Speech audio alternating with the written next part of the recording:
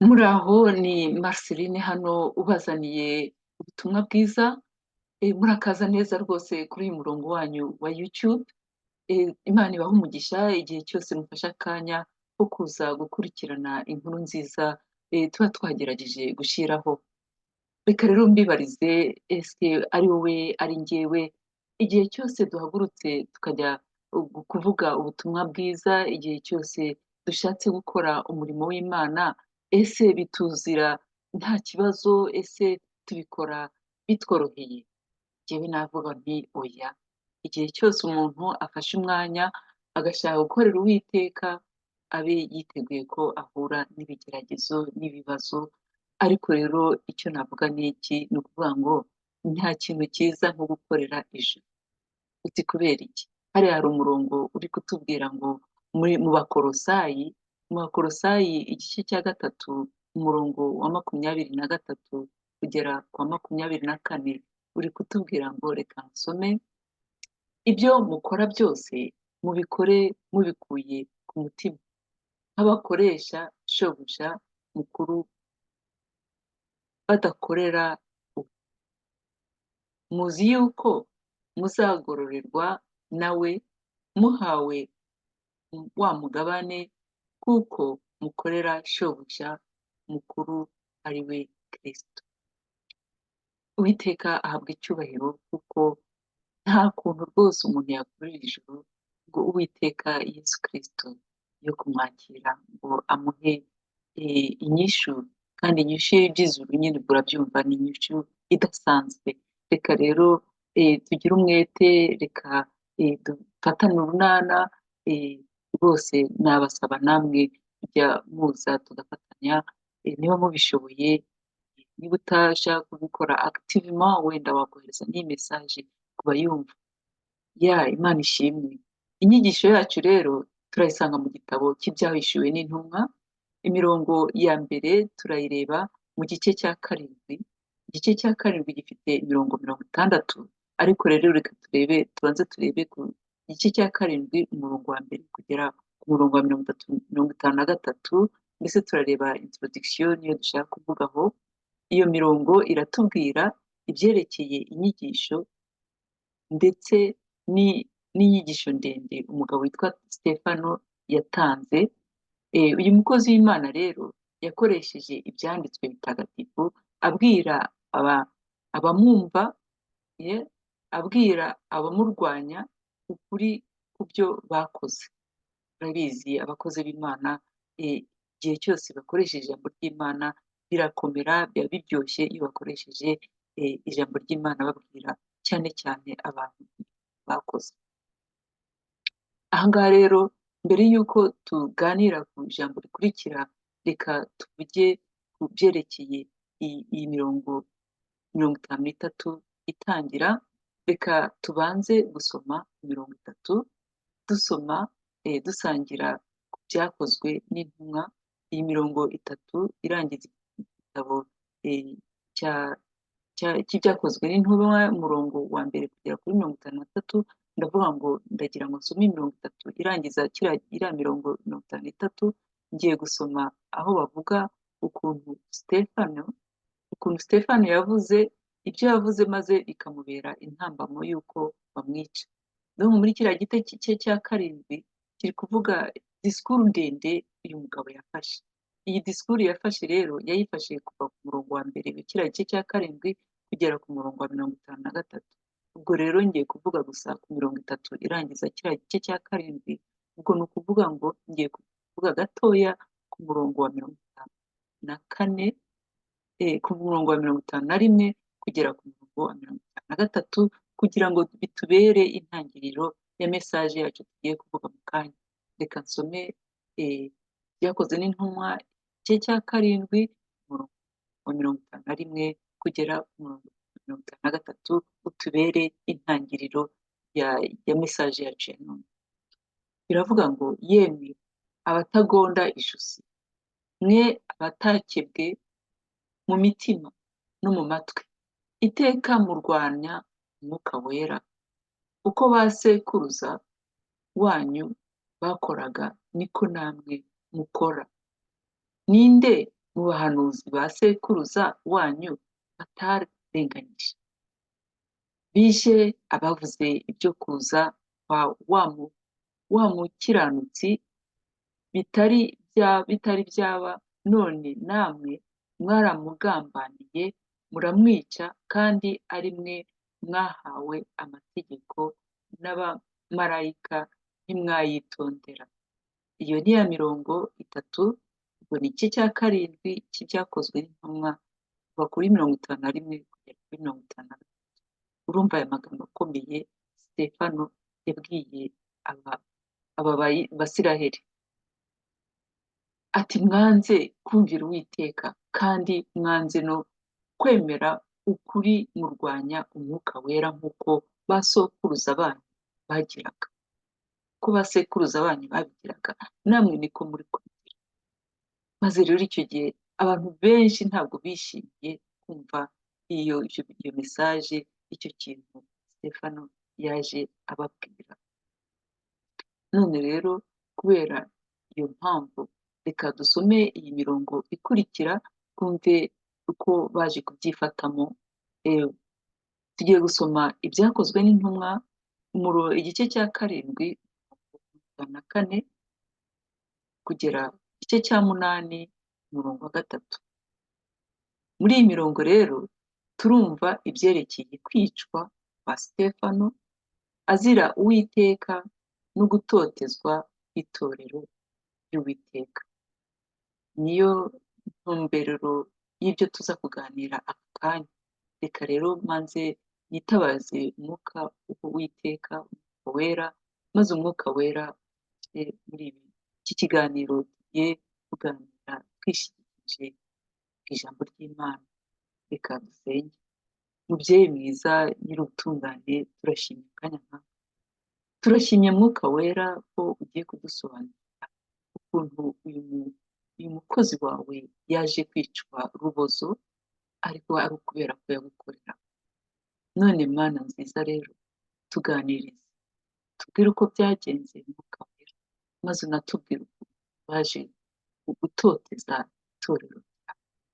Turaguteze amatwi, dufungura amatwi mwuka wera, maze udufashe dusobanukirwe, kandi rwose turangize iyi mirongo, turangize iyi mesaje twafashijwe. Bisabye nizeye mu izina ry'uwatubambiye Yesu Kristo, amen.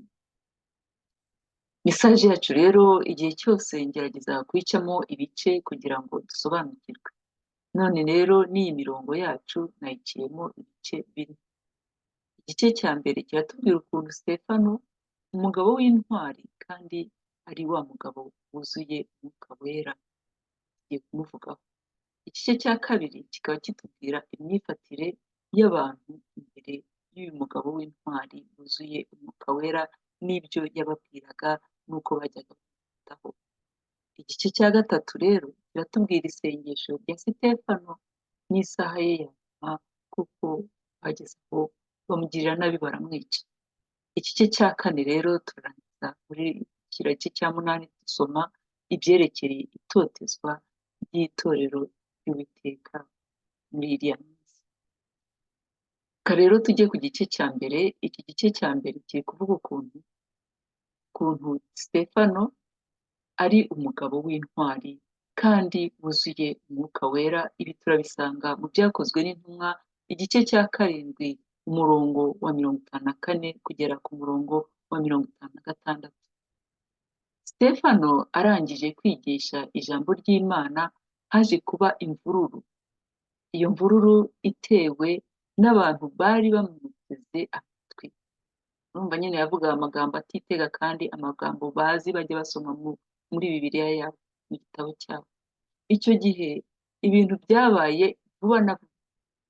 Turebye kuri uriya murongo wa 54 hari kuvuga ngo babyumvise batyo bazabiranywa n'uburakari, bamuhekenyera amenyo. Umva uwo mujinya bari bafite. Ibyo bamukoreye icyo gihe ntibyari byiza rwose na gato. Abazi amateka ya Bibiliya, Abisiraheli mu isezerano rya kera, dukomeza kumva ko bakomeje kurwanya Uwiteka kubera ububi bwabo. Twasoma ibiri mu isezerano rishya twumva ukuntu hari abantu barwanya ijambo ry'Imana, maze Sitefano yatangaje ibi bintu byose mu gice cya 7, kandi urabona ko turi kugisoma. Iki gice cya 7 cy'ibyakozwe n'intumwa niho Sitefano agira icyo akabivuga alon et à large, mbese abivuga mu bwinshi bwacyo. Birumvikana rero ko abantu barwanya umurimo w'Imana ari bo ba bandi bahekenya amenyo. Bahekenya amenyo, ntabwo bashaka kumva ukuri, kandi bakanahekenyera amenyo abayikorera. Aha ngaha rero reka twende urugero mu minsi y'iki gihe, hari abantu basigaye bariho bavuga ngo ntabwo bemera, bafite fiyeri, bavuga rwose batitega ngo twebwe ntabwo twemera. Abo bantu rero ntibakunda no kumva hari umuntu uvuga ukwemera kwabo, ntibakunda no kumva uvuga ijambo ry'Imana, cyangwa se ngo bavuge ibyerekeye kwizera kwabo. Ahubwo usanga abo bantu ari ba bandi bahora barwanya ukuri, ndetse ntabwo bajya bifuza nibura no kumva ukuri uko ariko. Biyita abatemera. Ku gihe cya Sitefano rero, Uwiteka yaramukoresheje nk'uko nawe yagukoresha none. Yaramukoresheje maze abantu bumva ijambo ry'Imana, baryumvise ku ngufu, mbese urebye nubwo batarishakaga rikabatera umujinya. Icyo gihe banze kwizera, maze barwanya ibyo Imana yababwiraga inyujije mu mukozi wabo Sitefano. Kandi rero ibi byongeye kutwibutsa ukuntu abakurambere babo barwanyaga ijambo ry'Imana. Nuko mu isezerano rya kera hari urugero dusanga mu gitabo cy'umugabo witwa Yobu. Uyu mugabo witwa Yobu yagize isitori ikomeye. Reka turebe ku gice cya 16 umurongo wa 9. Yantanyaguje uburakari bwayo indenganya, yampekenyeye amenyo, umwanzi wanjye ankanuriye amaso. Abazi iki story, hano Yobu yemeye ko ibi byose bimubaho kubera ko yari azi Imana yakurikiye. Yari azi ko ibihembo bye bimutegereje mu ijuru. Aha rero biragaragara ko bamwe mu nshuti ze bari bamuhanze amaso, bamushinja icyaha. Mbese urebye biyumvishaga ko impamvu y'uko yahuye n'ibyo bigeragezo ari uko Yobu ari umunyabyaha. Ngo Yobu kugira ngo anyure muri kiriya kigeragezo kitoroshye, ngo ni uko bavuga ko ari umunyabyaha. Kandi urebye rwose ntabwo byari byo. Wasomye igitabo cya Yobu, hari ukuntu yajyaga akora ibintu, agakoresha iminsi mikuru, akajya kwicuza, akicuza n'ibyaha by'abana be.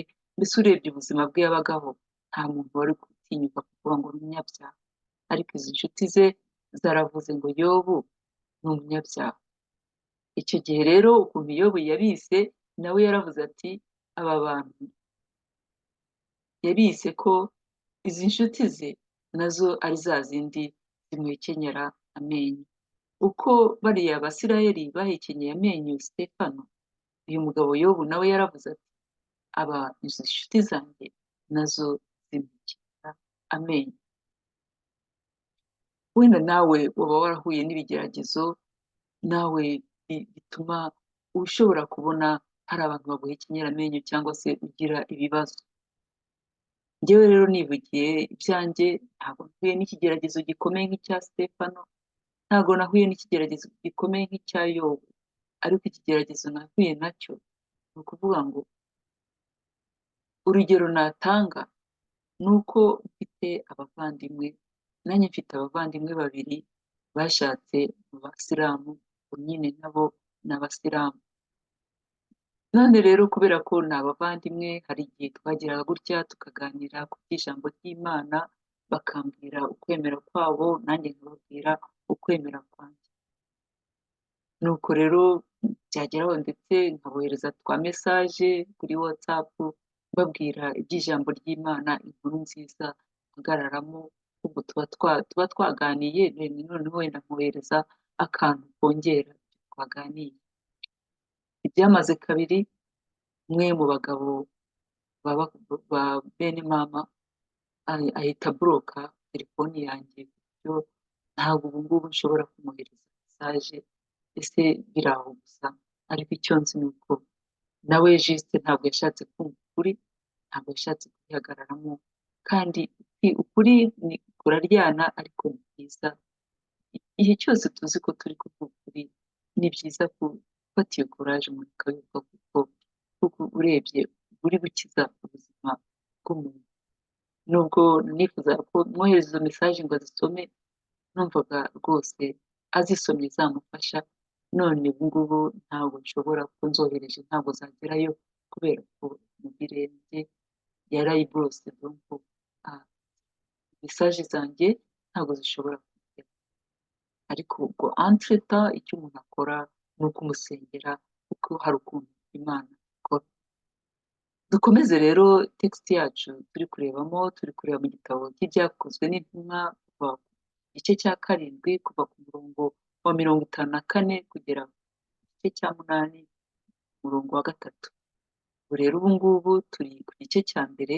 Igice cya mbere kivuga ukuntu Stefani ari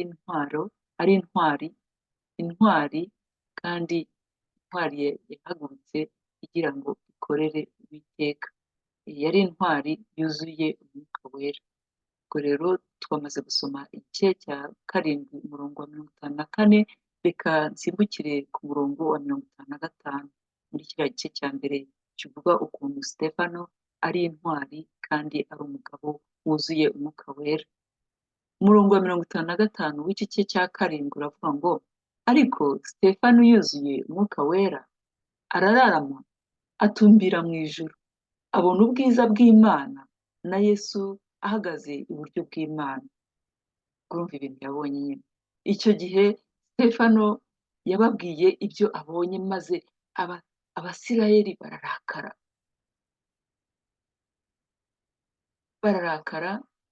barakarira ibyo yababwiye. Icyo gihe habaye ikintu kidasanzwe kuri Stefano, kuri uyu mukozi w'Imana. Abantu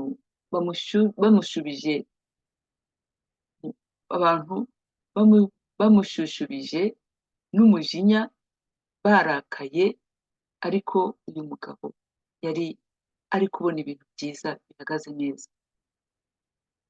Bamushubije n'umujinya mwinshi, nubwo yari atuje ari kureba ibintu bitangaje. Ubwo yahise abona icyubahiro cy'Imana Data, maze abona n'Umwami Yesu yicaye. Umva ibintu uyu mugabo, umukozi w'Imana yabonye.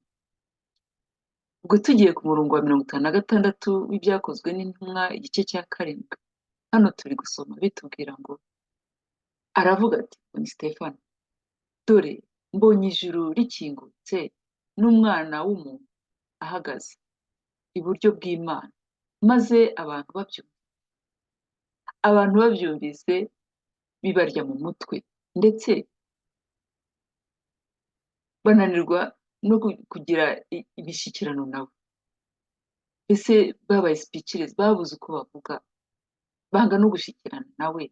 Kumvaga avuze ibintu bibateye, mbese byari confusion, ntabwo babyumvaga.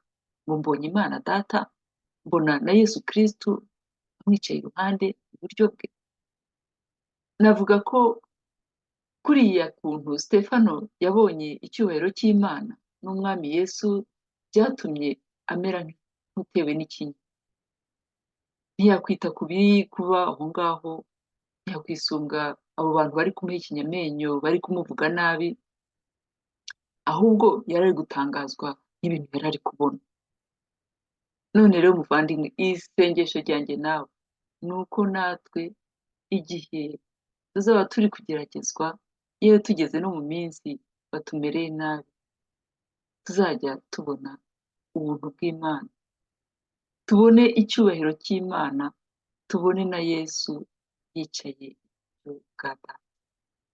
Imana itugirire neza, ijye itugirira iyo feva. Ndabigusabiye kandi mwene da, Imana itugirire neza. Amen. Imana ishimwe. Ubwo rero turangije igice cya mbere cyavugaga ukuntu Stefano ari umukozi w'Imana n'intwari kandi yuzuye umwuka wera. Igice cya kabiri kiratubwira imyifatire y'abantu imbere ya Stefano. Nyine urumva amaze kuvuga ayo magambo, reka turebe igice cya kabiri, imyifatire y'abantu imbere y'uyu mukozi w'Imana. Turabisanga mu gice cya karindwi mu mirongo 57 na 58. Amagambo ya Stefano yateje abantu bamukuye mu mujyi kumwica. Icyo gihe abantu nta kindi bashoboye gukora usibye kumwidebarasa, kumwivana iruhande. Amagambo ye yateje abantu kumukura mu mujyi, maze bamujyana ahantu handi kugira ngo bamwice. Ni ukuvuga ngo abantu bashoboraga kutica abakristu babahora guhamya ibya Kristo, ahubwo bakamenyesha abavuga butumwa ko badashaka kumenya ukuri. Kandi uzareba kenshi bagerageza gucecekesha abavuga ubutumwa. Ni ukuvuga ngo Stefano yari afite ubutumwa ari kubwira abantu, ariko rero bagerageza kumucecekesha, bashaka kubyumva, ahubwo baramukurubana, baramujyana kugira ngo bamugirire nabi. Ngaho rero reka dushishikarizwe no gukomeza kubaha Uwiteka mu myifatire yacu no mu magambo yacu. Wenda abo bose badashaka kumva ibyo tuba turi kuvuga bashobora kugarukira Uwiteka kubera imyifatire yacu.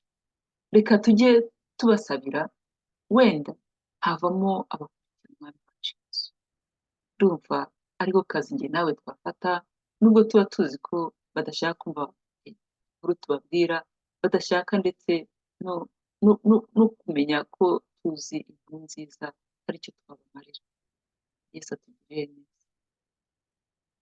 Mu basoma Bibiliya rero tuzi ko urupfu rwa Stefano rwagiriye ingaruka zikomeye cyane ku mugabo witwa Pawulo. Umugabo witwa Pawulo yaje kuba umumisiyoneri ukomeye cyane ku isi. Ni ukuvuga ngo n'ibi bitabo dusoma, ibitabo dukomeza gusoma mu bitabo by'isezerano rishyashya, niwe wabyanditse. Ibi rero kubera ko uyu mugabo yaje guhinduka, bituma dukomeza gusengera abadutoteza. Nubwo tutazi uko Imana ikora mu buzima bwabo, tujye dushyira umwete tubasengere aho bava. Mana, nta kutabigira kubera ko uri Imana izisumba byose. Uragenda ukabavanayo kugira ngo nabo baze mu ntambwe zawe. Ntituzatangwe cyangwa ngo dutangazwe no kumva ko abo baduterwa nabi, abo batugirira nabi nabo bagarutse bari mu bana b'Imana, nk'uko uriya mugabo Pawulo nawe Imana yamuvanyeyo maze imugira umukozi wayo, malgré ko yemeye ko Stefano n'abandi benshi bishwe kubera ko yabarebereraga kandi akabikora abishaka. Abayobozi b'Abayahudi bamaganye Yesu kugeza apfuye, bavuga ngo arimo gutuka Uwiteka. Niyo mpamvu rero batihanganiye na rimwe, ntibihanganiye na gato amagambo uriya mugabo Stefano nawe yavugaga.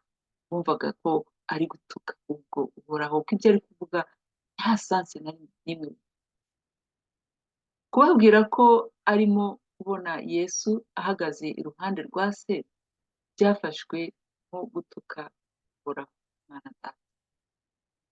Aho kugira ngo bamutege amatwi ubundi bihane, bizere kandi bakire Yesu nk'umwami wabo, ahubwo igisubizo cyabo cyabaye icyo kumutera amabuye kugeza aho apfa. Baramwidebarasa. Ntibavuze ko batemera ibyo avuga. Nta kintu bavuze ahubwo na gato. Ahubwo turebye mu murongo wa 57, ibyakozwe n'intumwa 7, umurongo wa 57 uratubwira ngo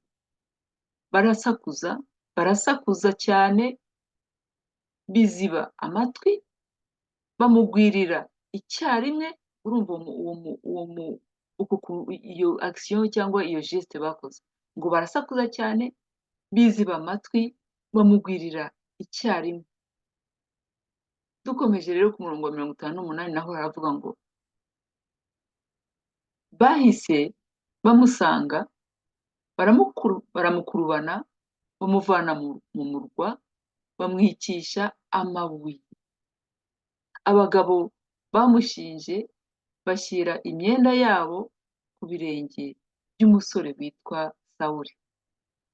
Sawuli nyine ni Paul. Ubwo ngo babikoze bagira ngo bakurikize amategeko y'Imana.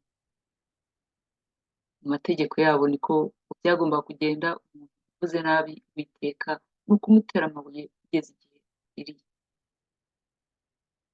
Ibi bintu rero biratwereka kutizera kwabo n'uburyo badashaka kumva ukuri, cyane cyane iyo turebye muri iriya mirongo y'ibyakozwe n'intumwa, igice cya 7, 57, 58, niho tubona kwemera kwabo no kudashaka kumva ukuri, ahubwo bagashaka gukurikiza ko ibyo bashaka ari byo bikora. Uyu mugabo Pawulo rero, umumisiyoneri ukomeye wanditse ibitabo byinshi by'isezerano rishya, yari yujuje ibisabwa kugira ngo aganire n'Abayahudi ibya Yesu, kuko yigeze gutoteza abizera Yesu. Pawulo ni urugero rukomeye cyane rw'ukuntu Uwiteka Imana yacu ishobora guhindura umuntu uwo ari we wese, yewe n'uwigize kagarara. Hano rero twavuga ngo nubwo umuntu yaba yarigize rurebe gute, icyo tugomba gukora ni ukumusengera, tukamusaba. Hari igihe njya nkorana n'abana batoya, kandi nzi ko hari ibyo bamwe na bamwe bajya bikora mu gihe batabonye ibyo bashaka. Nabo bakora nka bariya Basirayeli tumaze gusoma hariya, agapfuka amatwi, agasakuza se. Iyo bamenye ko nta muntu urimo kubatega amatwi, usanga bagize indi comportement idasanzwe, ugasanga ntabwo byoroshye, ahubwo bakeneye gufashwa. Abo Bayahudi rero nabo ntibashakaga kumva ibyo Sitefano yari ari kubabwira, kandi yababwiraga ukuri, ababwira n'ibintu byanditse mu gitabo cyabo. Sitefano yakoresheje ijambo ry'Imana kugira ngo abereke ko batumvira Uhoraho, ndetse yakoresheje n'amateka y'Abisiraheli kugira ngo abereke ko banze kumva ukuri kw'Imana, kimwe n'abasekuruza babo, uko twakomeje kubisoma muri iriya mirongo itangira. Twarangije igice cya mbere kivuga ukuntu Sitefano ari umuntu w'Imana kandi wuzuye, ari umuntu ufite kuraje kandi wuzuye Umwuka Wera. Igice cya kabiri nacyo twavuze imyifatire y'abantu nyuma y'uko Sitefano ababwira biriya bintu, imyifatire y'abantu imbere ya Sitefano, nyuma y'uko ababwira ari amagambo akomeye. Igice cya gatatu rero tugiye kureba isengesho rya Sitefano n'isaha ye ya nyuma. Ibi turabisanga mu mirongo igice cya 7 cy'ibyakozwe n'intumwa, imirongo 57 kugera ku murongo wa 60. Turabisanga mu byakozwe n'intumwa, igice cya 7, umurongo wa 59 kugera ku murongo wa 60. Dusomye rero igice cya igice cya 7 umurongo wa 59 kiravuga ngo bakimutera amabuye arambaza aravuga ati mwami Yesu akira umwuka wanjye. Ibi bisa n'ijambo rya Yesu, ijambo Yesu yavuze mu gihe bamubambaga ku musaraba, iri jambo dusanga muri Luka 23 umurongo wa 46. Biri kuvuga ngo na Yesu avuga ijwi rirenga ati data mu maboko yawe niho nshize ubugingo bwanjye. Nuko amaze kuvuga atyo ashyiramo umwuka. Igihano cyo gutuka Imana ni urupfu, umuntu aterwa amabuye. Niyo mpamvu cyagiye bariya Abisirayeli bateye Sitefano amabuye. Aha ngaha rero ijambo tubibonamo ni mu Abalewi igice cya 24 umurongo wa 14. Biri kuvuga ngo jyana uwamvumye inyuma y'ingando, abamwumvise bose bamushyire ibiganza ku mutwe, iteraniro ryose rimwicishe amabuye. Ni iriya mirongo yo mu Abalewi 24:14 bahagazeho batera Sitefano amabuye kugeza aho bamwiciye. Abayobozi b'Abayahudi cyangwa abayobozi b'amadini bararakaye, batera Sitefano amabuye nta rubanza, bishingikirije kuri ririya jambo tumaze gusoma.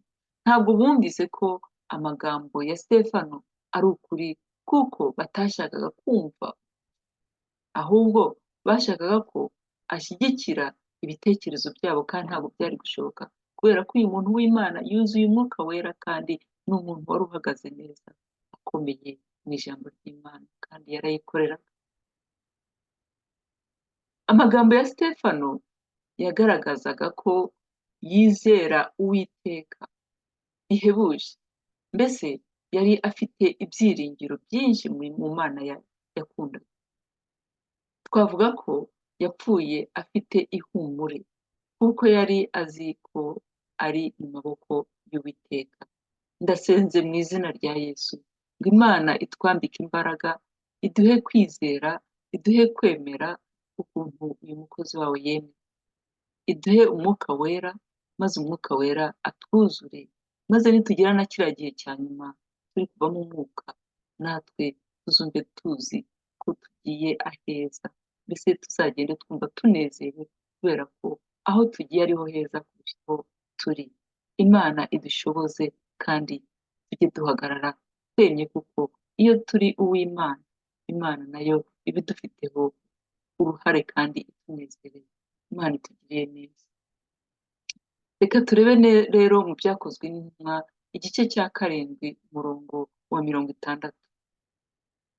Arapfukama, ubwo ni Sitefano, avuga ijwi rirenga ati mwami ntubabareho iki cyaha, ntubabareho iki cyaha. Yavuze. Amaze kuvuga atyo arasinzira. Nuko Sawuli nawe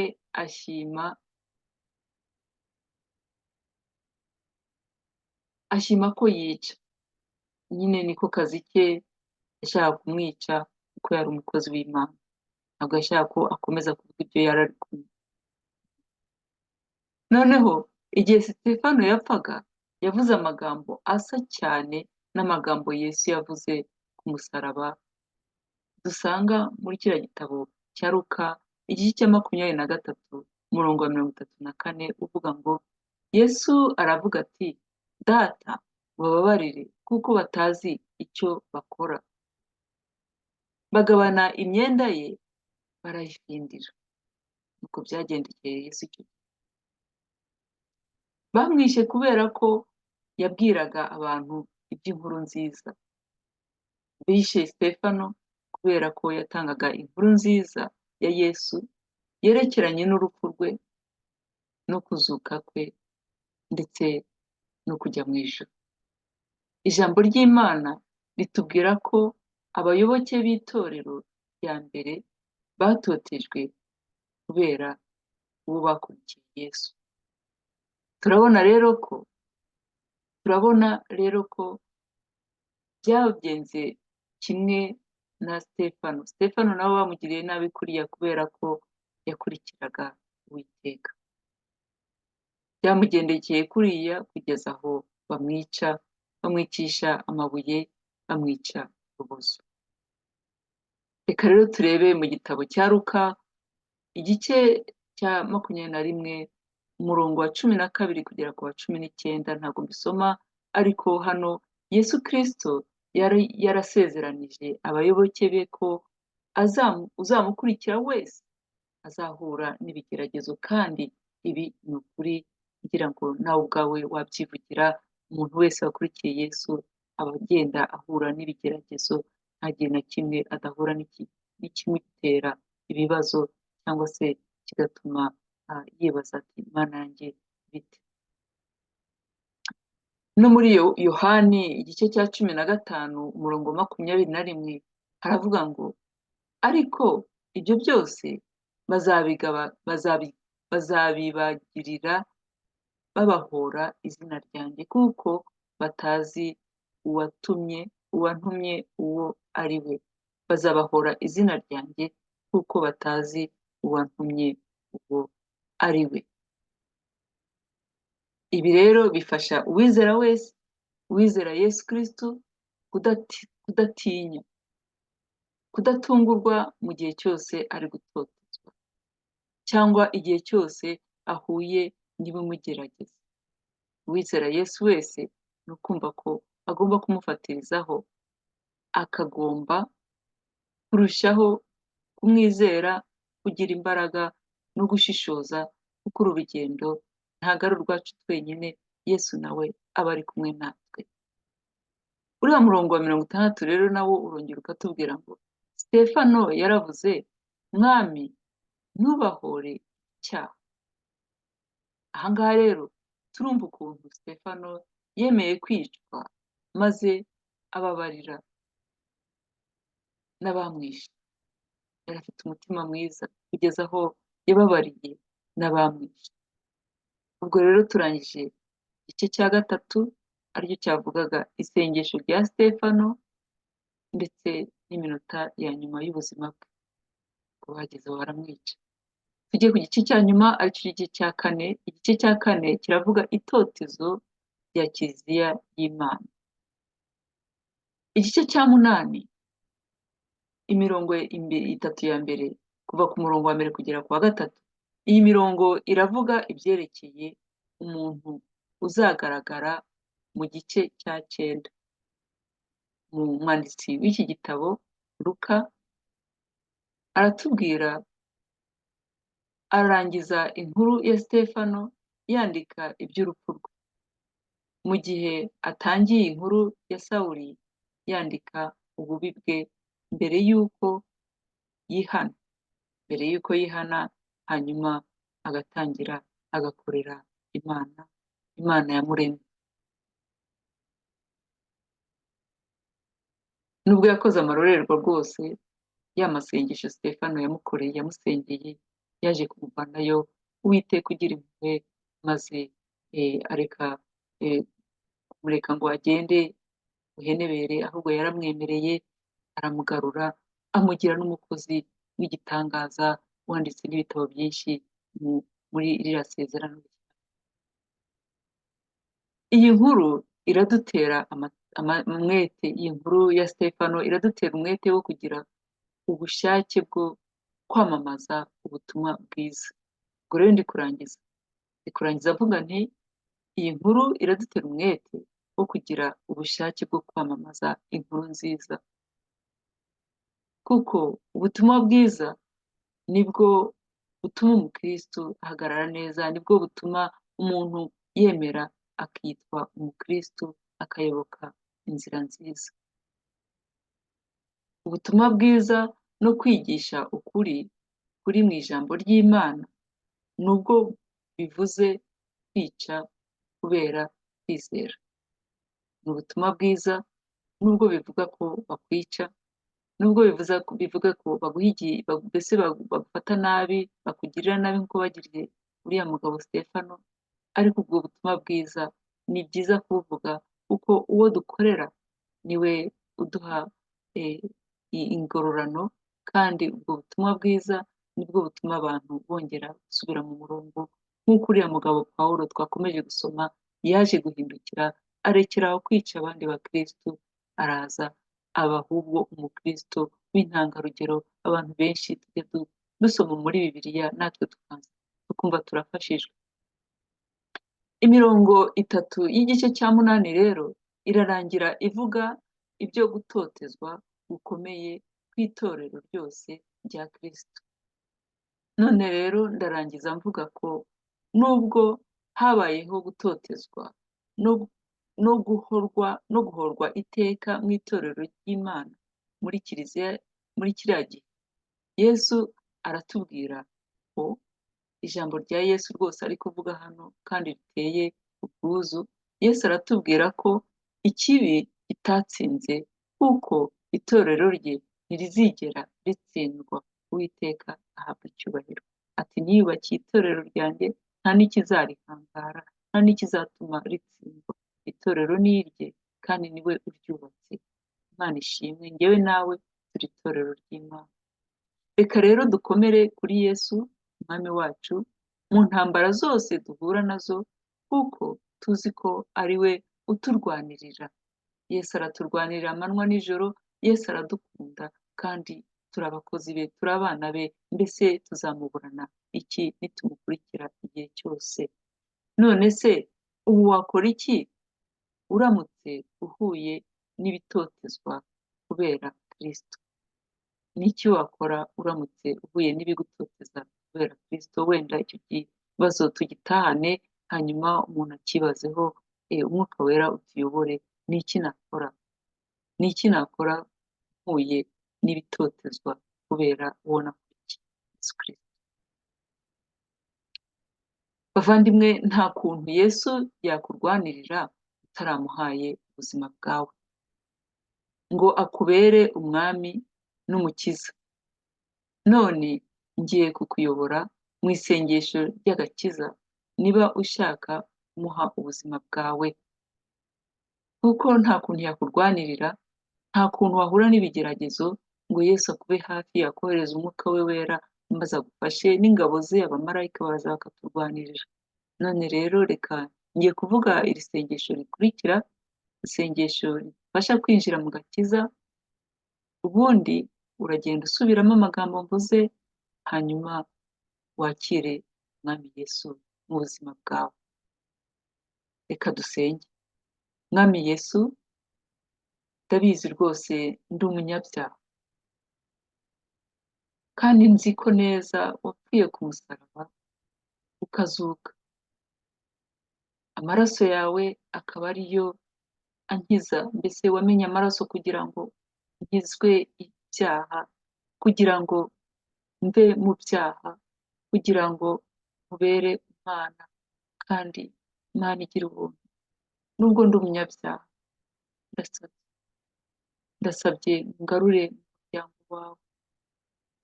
Ndasabye ngo maze umfashe kuva ubu kugeza igihe nzatahira, mbe ndi mu muryango wawe.